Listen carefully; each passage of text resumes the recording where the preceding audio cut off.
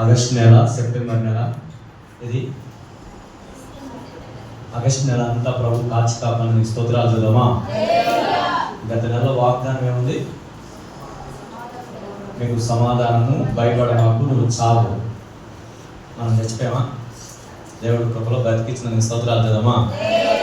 అందరితో సమాధానమే తను గొడవ పెట్టుకుని వచ్చేవారు. గొడవ పెట్టుకొని వచ్చాము వాళ్ళని చదిరాతని గొడవ పెట్టుకొని వచ్చి ఇక్కడ ప్రభు బల తీసుకున్న వేస్ట్. సమాధానంగా ఉండి ప్రభు బలలో చేతులు పెట్టాలి. ఇంటికాడ భర్త కొద్దికాయ పట్టుకుని చొక్కా పట్టుకుని ఈ మధ్య ఆడవాళ్ళు మొగలను పడుతున్నారండి. మొగలు ఆడవాళ్ళని పట్టుకుపోయింది. ఆడవాళ్ళు మొగలను చంపుతున్నారండి. జాగ్రత్త. ఇంటికాడ భర్త చొక్కా ఊపి ఇక్కడికి వచ్చి ప్రభు బల స్తోత్రం స్తోత్రం స్తోత్రం అన్నావు. ఆ బలారాధన జలరు. అందుకని సమాధానంగా ఉండాలి అందరితో. ఎలాగా?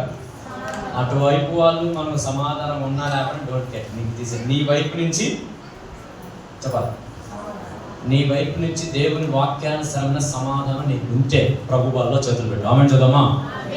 వారి వైపు సమాధానం పడ్డారా, వాళ్ళు అర్థం చేసుకుని నీకు అనవసరం. నీ వైపు నుంచి వాక్యానుసారంగా సమాధానం పడు, ప్రభు నిన్ను క్షమించునుగాక. తర్వాత ఏమంటాడంటే, మూడోది ఏం చెప్పాడంటే సావో అని చెప్పాడు. ఎందుకు అసలు ఈ సావో అనే పదం ఎందుకు వచ్చింది? గిద్యోను గురించి మాట్లాడాడు. అక్కడ ఎవరి గురించి?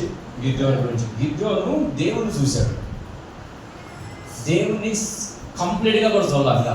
కంప్లీట్గా చూస్తే పెద్దవాళ్ళు అంటారు దేవుని చూస్తే అసలు ఏడ చూస్తే మనం చచ్చిపోతాం. చూస్తే చూడలేం మనం. ఆయన రియల్గా ఆయన చూస్తే మనం బ్రతకలేము.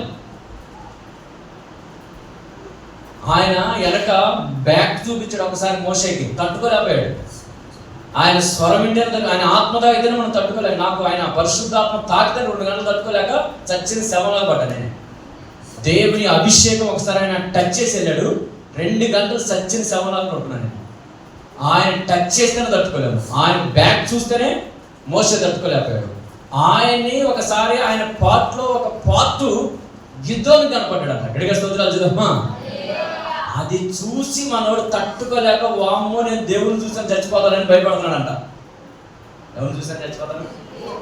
దేవుని చూశాను, నేను దేవుని చూశాను, నేను బతకను, నేను చచ్చిపోతానని భయపడుతుంటే అప్పుడు గిద్దోనితో చెప్పాడంటే, భయపడమాకు, దేవుడితో నువ్వు సమాధానంగా ఉండు. దేవుని మైండ్ కలుగును కాక సమాధానంగా ఉండు, నువ్వు సావో. నీ ద్వారా అనేకుల మందిని బ్రతికించును కాక అని వాగ్దానం చేశాడు. ఆ వాగ్దానము ప్రభు నీ పట్ల గత నెలలో నా పట్ల జరిగించాడు. దేవుని మహిమ కలుగును గాక. మనం దేవుని ప్రతిరోజు వాక్యం చదువుతున్నాం, ప్రతిరోజు దేవుని వాక్యం వింటున్నాం, ప్రతిరోజు దేవునితో నడిచాం. కాబట్టి మనకు కొన్నిసార్లు దేవుని వాక్యం మనకు కనపడగానే భయం వేసింది. కొన్నిసార్లు అమ్మో మనము దేవుని వాక్యానికి నచ్చని పనులు చేశాడని భయం వేసింది. అమ్మో దేవుడు కొడతాడేమో, చంపేస్తాడేమో, ఏమైనా ఇద్దరు టెన్షన్ పడిన దినాలు ఉంటాయి కొన్నిసార్లు.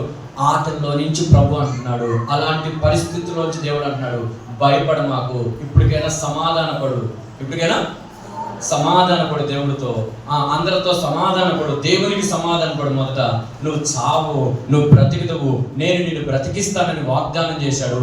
ఆ వాగ్దానం ఈ నెల వరకు మనల్ని కాచి కాపాడి బ్రతికించినందుకు యేసయ్యకి స్తోత్రాలు చదువుమా. మంచిది. ఈ నెల వాగ్దానం, ఆగస్టు నెల వాగ్దానం నెరవేర్చింది.